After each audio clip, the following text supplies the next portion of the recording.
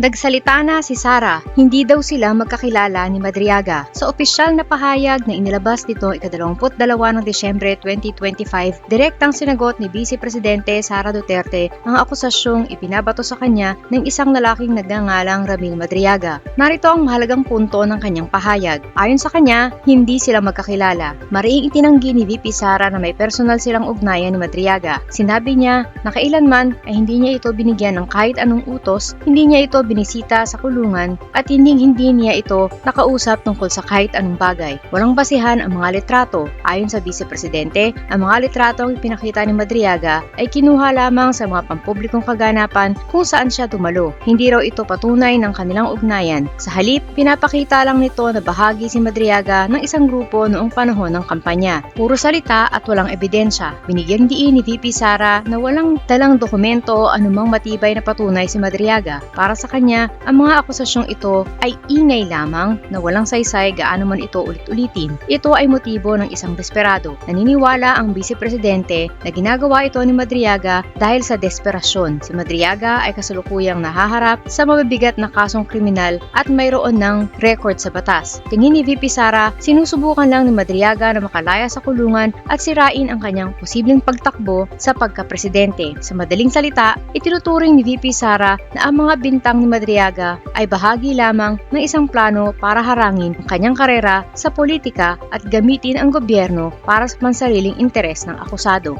Tingnan natin yung statement ng pinakasinungaling na Vice President ng Pilipinas. According to GMA News to ha, official statement on the false accusations of a certain Ramil Madriaga. I do not have a personal relationship with Ramil Madriaga, nor Cubes, nor have I ever given him instructions of any kind. I have never visited him in prison, nor have I spoken to him about anything at any time. Yan ang sinabi niya, na hindi raw siya bumisita at hindi niya nakausap si Ramil Madriaga. So may pakikita tayo. Hindi niya daw binisita at hindi niya raw nakausap si Ramil Madriaga.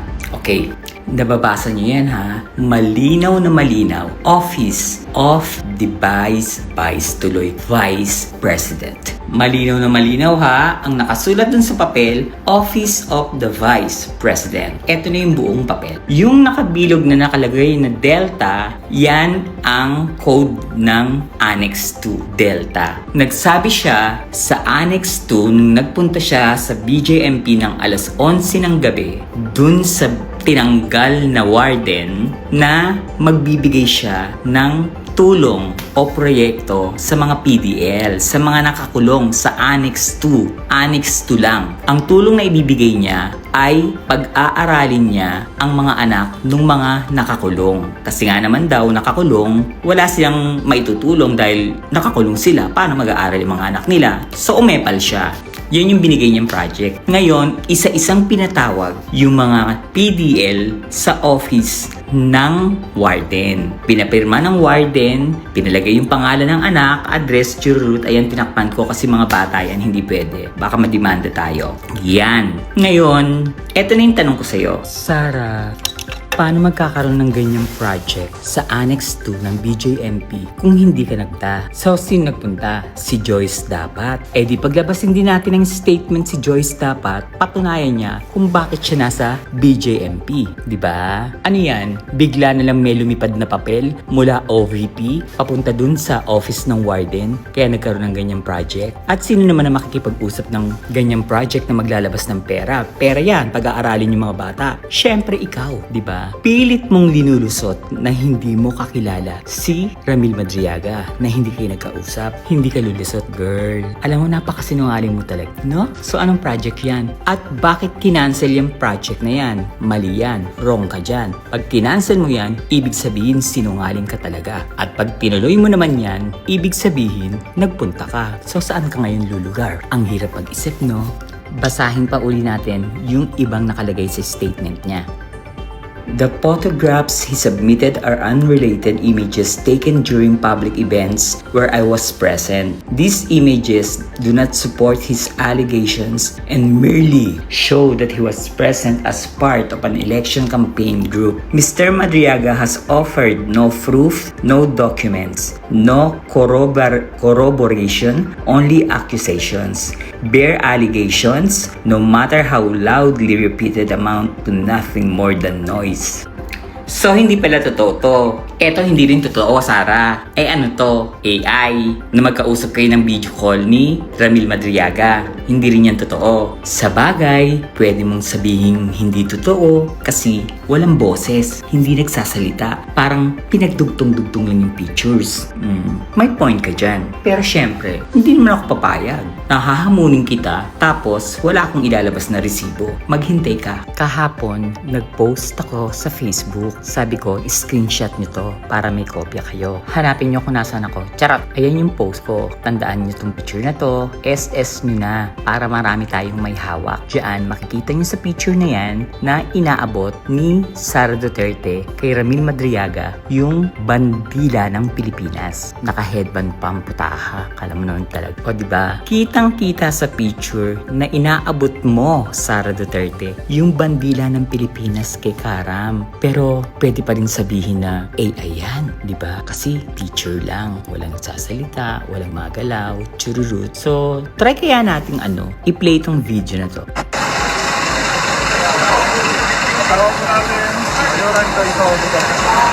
Ayan, susutin niya yung headband. Nasa picture yan. Ayan, mga kaisip. Pinagkakagulo ako po. Sarang. Kuya Ram.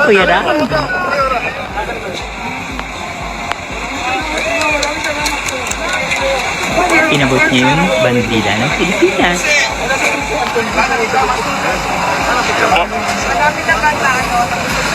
Yes, ma'am. Marami po. Okay nga po.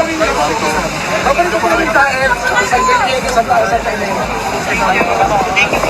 Ayun si Kara mo, hawak yung bandila ng Pilipinas. At kakain siya ng champurado dyan.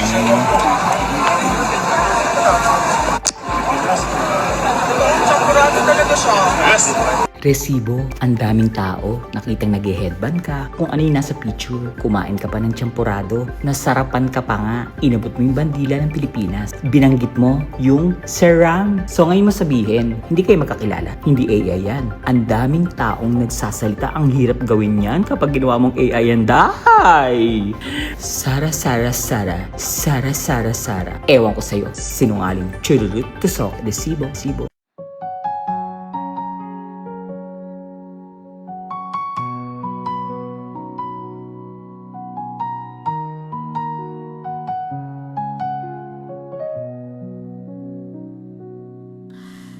Ilan oras sa trabaho, kapiraso ang sweldo.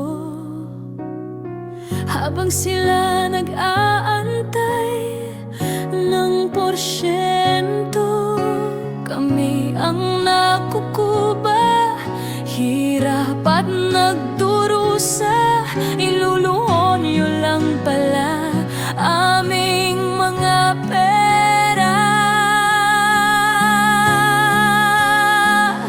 Galit at puot, hindi ito matatapos. Hindi kami titigil, boses man ay maubos. Kinamkam yung lahat, ang aming pinaghirapan. Kayo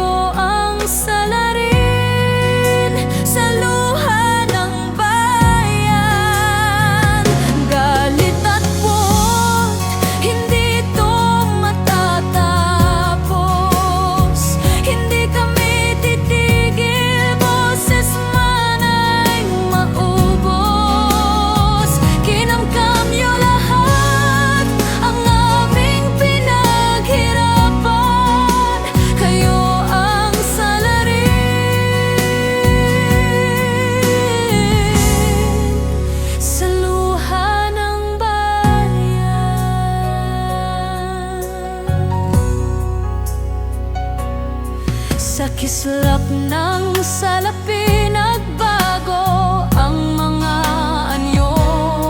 Itim ang kulay na dumadaloy sa inyong dugo.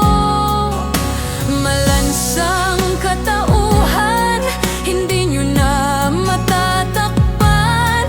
Nakabarong na pala ngayon ang mga kawatan.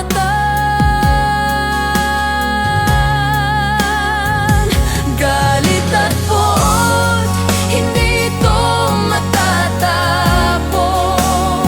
Hindi kami titigil, boses man ay maubos. Kinamkam niyo lahat ang aming pinaghirapan. Kayo ang salarin sa luha ng bayan. Galit at poot, hindi ito matatapos.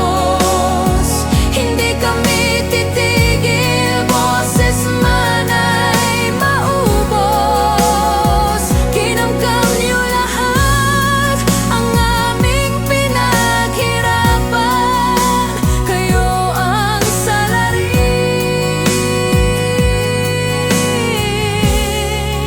sa luha ng bayan.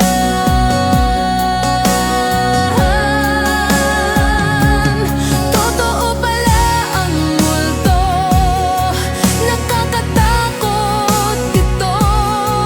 Kinaibigan nila, inutosang kainin tayo.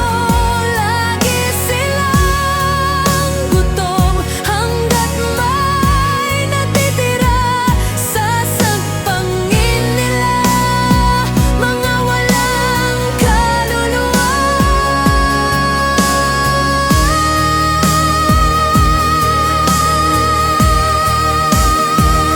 Galit at poot, hindi ito matatapos.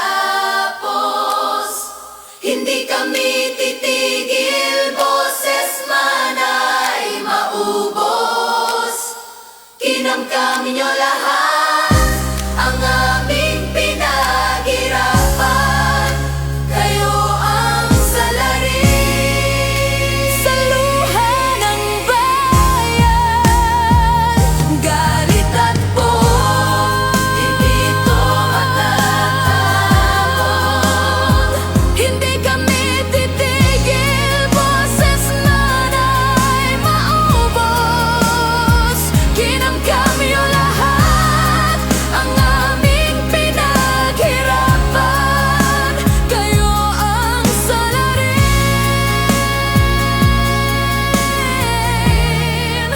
sa luha ng bayan.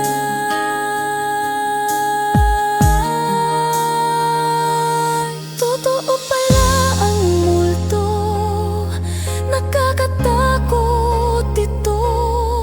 Kinaibigan nila, inutosang kainin